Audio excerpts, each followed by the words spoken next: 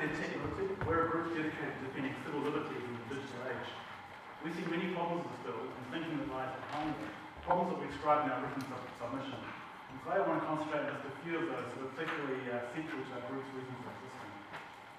Firstly, as a civil liberties group, we're concerned that this bill significantly expands powers of the GCSB. There's been a lot of spin one way or another on this issue, but we see that the GCSB's new purpose of protecting New Zealand's cybersecurity is being used as an excuse to give them broad oversight and control of the country's telecommunications networks. We see the new permissions to use their equipment and people consistent, the SAS, the police, and oddly the defence force. We see the ability to spy on New Zealanders for a number of reasons, including both those purposes just mentioned. And we also see incredibly wide-ranging warrants and access authorisations that can be granted to classes of people and systems with little meaningful oversight. We believe that these powers, combined with what is left unsaid in the bill, prove a real threat to the security and well-being of Kiwis. In particular, we fear that this bill will allow significant mass surveillance. It's commonly said that information is power, and government surveillance leads to an accumulation of information that changes the power balance in our society. Knowing that everything is being watched tends to make dissent more timid, limiting our freedom of expression and the effective working of our democracy. People still believe in privacy, and at times will do things that are lawful and reasonable, but they may not want their friends, peers, or workmates to know about. It's not illegal to have an affair or be in the closet, but this information can be used to wreck lives or compel obedience. Can we trust a government agency to collect this sort of information and not abuse it? And this is not because we believe that people who work for and oversee the GCSB are bad people. It's because we believe that they, like the rest of us, are also human. Now, what sort of threats must our country be facing to warrant these measures? The Cold War is over. The last terrorist attack in New Zealand was nearly 30 years ago. We have no significant enemies. The internet provides some interesting challenges in terms of scammers and hackers, but even there, the impact is small scale. The arguments made for this bill tend to be either non-existent or censored, hiding behind the idea that we can't be trusted to know the threats that face our country, an assertion we find self-serving and weak. Bringing us back to civil liberties and the New Zealand Bill of Rights, can the powers being granted by this bill and the consequent impact on our rights and freedoms be demonstrably justified as necessary in a free and democratic society? We believe that concentrating this sort of power in the hands of the government agency is a far greater threat to our personal security than paranoid dreams of overseas terrorists and Nigerian internet scammers. I now want to talk about two of the issues that are fundamentally important to tech liberty. The first is metadata, and the second, connected but not the same, is mass surveillance. The availability of cheap information storage, fast networks, and powerful data processing tools has materially changed how surveillance is done in the modern era. There is now so much data that can be captured and analysed that what was once harmless is now, when done on a massive scale, a threat to our liberty. We've been hearing a lot about metadata recently in the revelations about PRISM in the USA and the spying done by the GCHQ in the United Kingdom. As you probably all know by now, metadata is information that describes other data.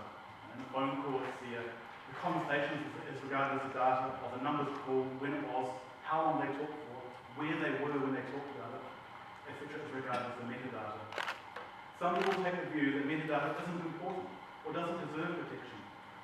We saw in the Kitteridge report that the GCSB viewed metadata as something they can access, free of the constraints that applies on their in-step communications. But this view is wrong. We recently saw the power of metadata in New Zealand's Parliament when the number, frequency and timing of emails were used to make assumptions about behaviour that led to a resignation, even though the content of those emails wasn't revealed. Metadata can be used to work out who you associate with, make assumptions about your health, your hobbies, your politics, where you go and what you do when you're there. It can be used to find out all sorts of things about you, possibly even reveal things you don't know about yourself. Metadata is in some ways more useful to spy agencies than the communications themselves. Metadata is consistent, neatly formatted, and far easier for a computer to analyse than messy, hard-to-interpret human conversation. Metadata is an important part of modern surveillance and spying, and there is no doubt that the GCSB has been involved in its collection and analysis. But this bill doesn't mention it.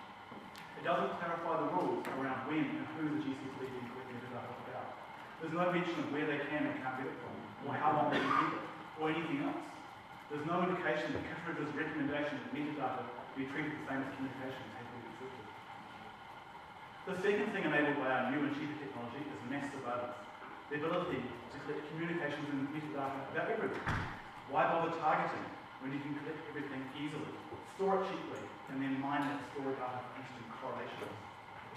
The justification is that by collecting all this data, you can do a better job of spotting the bad guys because they behave differently. I'm not sure what this holds up in New Zealand, but we basically don't have any terrorists or systems to detect patterns from. Are we going to single out the French for special attention? We see mass surveillance as a betrayal of the idea that in our society you should be free from government spying unless there is a demonstrably good reason that you should be subject to it, and that this spying is then subject to sufficient oversight. And once again, mass surveillance builds up a database of information about innocent people that is open to misuse and abuse. Unfortunately, the bill says very little about mass data collection, especially if it's only metadata. There are very few or no limits on what can be collected, how it can be used, and who derives information can be shared. One answer might be the bill says it doesn't authorise it, and therefore the GCSB can't do it. But we don't think that stands up to scrutiny. When we look at the bill, we can't help but notice the potential for incredibly broad warrants and access authorisations in section 15A. In 15A1A, we see warrants that can be granted for communications made or received by classes of persons, with very little limitation on how many classes of persons can be found. Even more worrying is the access authorisations in 1B, that allow the Bureau to access one or more specified information infrastructures. And because it's a bit jargon, I'm going to read out the definition of information infrastructures. It includes electromagnetic emissions, communication systems and networks, information technology systems and networks, and any communications carried on, contained in, or relating to those emission systems and networks. In other words, it includes every form of electronic communication and the associated metadata. A single access authorisation could be granted to give access deep into our telecommunications networks to enable the GCSB to collect whatever data they see fit. This access authorisation could be open-ended, without limit, and as 15A5 makes clear, not be limited by any other law. You may look at this GCSB bill as a mild tweaking of the current law. We look at it and see it as a moment that New Zealand changes from being a society that investigates bad guys, subject to judicial oversight, to being a surveillance state where the government is always watching and recording everyone, just in case they're thinking about doing anything wrong. We believe there are simple solutions to some of these problems, and they should be incorporated into the law. The first is that metadata should be enough to be treated the same as communications and should have the same limitations. Secondly, the GCSB should be explicitly forbidden from creating any databases of information about New Zealanders who are not actively under investigation. And thirdly, that the warrants and access authorisations must be much more tightly defined and controlled to ensure they are appropriately targeted. Now, the chances that we're thinking God was wrong, the bill doesn't provide for these things that we fear. If this is the case, the bill must be very badly drafted, because a large number of people and groups who have looked at it come to very similar conclusions. In this case, the bill needs to be rewritten to make these things clear. However, if it is the intention of this committee and the government to allow the GCSB to engage in these activities, which we certainly hope it isn't, they should be properly codified and defined in law with appropriate limits and controls, rather than being left to be read between the lines. Finally, we wish to make a brief submission on oversight. Civil liberties recognises our freedoms and rights may need to be intruded on in certain circumstances. At the same time, we believe these intrusions must be done as openly as possible with super oversight. We also believe we have a right to know what form these intrusions take. The GCSB has highly intrusive powers exercised in secret. This secrecy means these powers are open to abuse in a way that doesn't apply to most other government agencies. Currently, operational oversight consists of the minister, typically the Prime Minister, who is the Inspector General is very, very busy, and the direct appointee, the Inspector General of Intelligence. The new regime suggested in this bill is that operational oversight will consist of the Prime Minister and the Inspector General of Intelligence. In other words, except for slight tweaking around the powers and appointment of the Inspector General, nothing has changed. We do not find this reiteration of a failed model to be an acceptable level of openness and oversight. We need an expanded and significantly better system of operational oversight that doesn't rely on one politician and his direct appointees. Ideally, one that involves the judiciary and the civil society. This bill is not provided. In conclusion, while we've made some suggestions to how this bill can improve, we think this doesn't go far enough. We see the powers being given to GCSB as being more of a threat to the security of New Zealanders than the perceived problems these powers need to fix. Some may argue that we're being naive, and that we'll change our minds if we see what horrors our intelligence service protect us from. We would argue that in New Zealand we're lucky, that we don't have to be scared all the time. And we don't want to be railroaded by politicians naive enough to believe the self-serving scare stories told them by the bureaucrats and intelligence agencies. We asked the committee to reject this bill.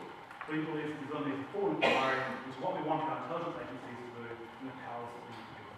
So, Mr. Beagle, can I just ask you, you said you started your submission in the same place, which was that essentially there are no significant risks here in New Zealand or to New Zealanders, and therefore there's no activities that are warranted by the GCSB.